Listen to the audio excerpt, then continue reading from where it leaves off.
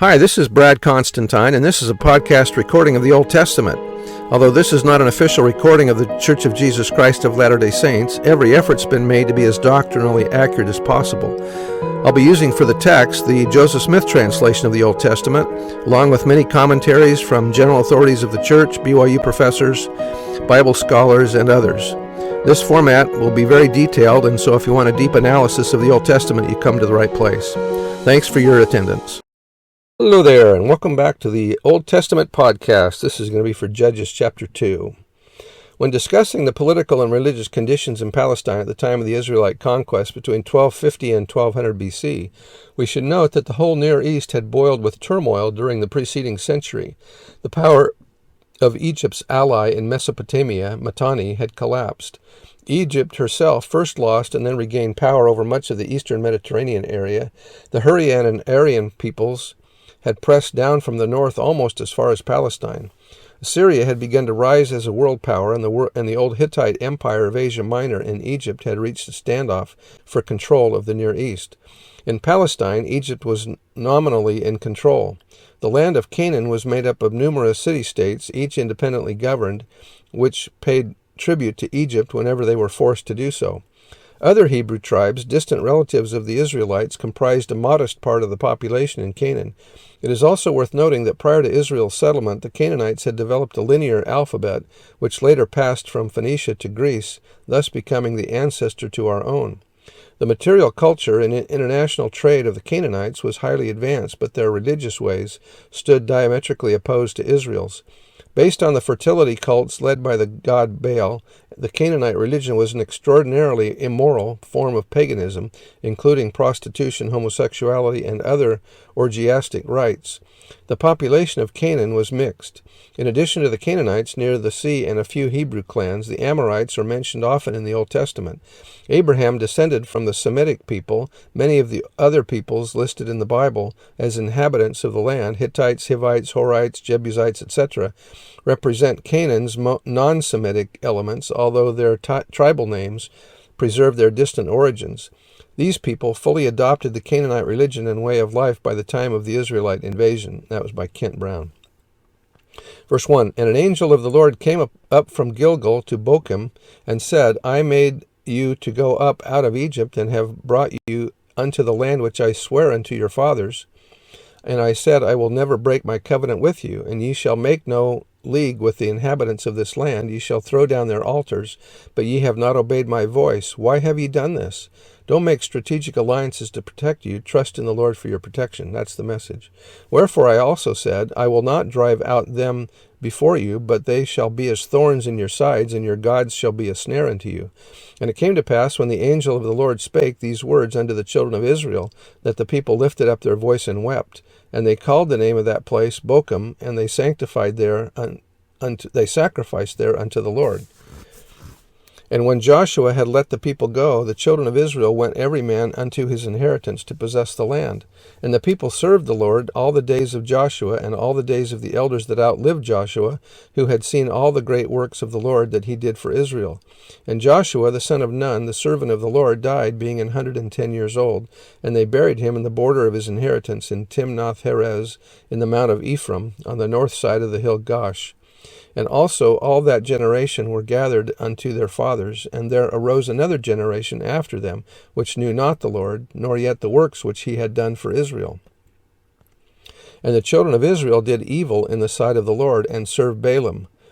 The book of Judges makes clear that Israel did not conquer all of Canaan when first she entered it. For a long time during the days of the Judges, many of the Israelites were essentially hillbillies, hemmed in by their enemies on every side. After the generations of Israelites who had been acquainted with Joshua passed away, the effects of Canaanite morals and religion began to be apparent upon the younger generation. For long periods of time, the Canaanites conquered Israel, and this fact alone would tend to disrupt her settled religious life and practice. Times were rough, and banditry was rampant.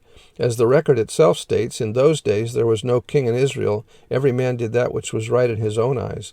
All of this seems to have taken place because Israel did not drive the Canaanites completely out. out. The Lord said to the Israelites, Ye have not hearkened to my voice. What is this ye have done? Wherefore I also said, I will not drive them out before you, but they shall be unto you as snares, and their gods shall be a trap unto you. Israel's conduct during this period had a lasting effect upon her religion and morals. For centuries, Israel's prophets and wise men referred to it and denounced her allegiance to old Canaanite practices. It is plain that Israel, during the period of the judges, comprised her relatively high religious ideals, with Canaanite practices, and certain elements in her population must have apostatized completely. That was by Sperry. Verse 12. And they forsook the Lord God of their fathers, which brought them out of the land of Egypt, and followed other gods of the gods of the people that were round about them, and bowed themselves unto them, and provoked the Lord to anger. And they forsook the Lord, and served Baal and Ashtaroth. Baal was the supreme male god, and Ashtaroth was the supreme female deity. And the anger of the Lord was hot against Israel, and he delivered them into the hands of spoilers that spoiled them, and he sold them into the hands of their enemies round about, so that they could not any longer stand before their enemies. Whithersoever they went out, the hand of the Lord was against them for evil, as the Lord had said, and as the Lord had sworn unto them, and they were greatly distressed.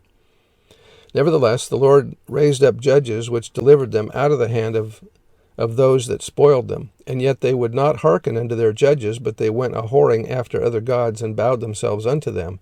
They turned quickly out of the way which their fathers walked in, obeying the commandments of the Lord, but they did not so. And when the Lord raised them up judges, then the Lord was with the judge, and delivered them out of the hand of their enemies all the days of the judge. The Hebrew root means to be sorry, or moved to pity, or have compassion. The Lord hearkened because of their groanings by reason of them that oppressed them, and vexed or crushed them. And it came to pass, when the judge was dead, that they returned and corrupted themselves more than their fathers in following other gods to serve them, and to bow down unto them. They ceased not from their own doings, nor from their stubborn ways. So the judges were mostly military leaders or heroes that they had. Verse 20, And the anger of the Lord was hot against Israel, and he said, Because that this people hath transgressed my covenant, which I commanded their fathers, and have not hearkened unto my voice, I also will not henceforth drive out any from before them of the nations which Joshua left when he died, that through them I may prove Israel whether they will keep the way of the Lord, to walk therein, as their fathers did keep it or not.